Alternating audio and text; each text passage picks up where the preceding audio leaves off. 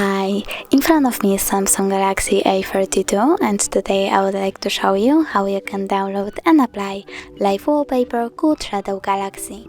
Firstly, open Play Store. Then type Shadow Galaxy.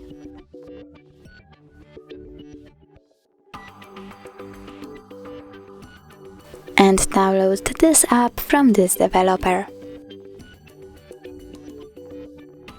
Open it. Click Settings and customize your wallpaper. When you're done, go back, click Open, tap on Set Wallpaper and decide if you want it to be on home screen or home screen and lock screen by tapping on one of the options.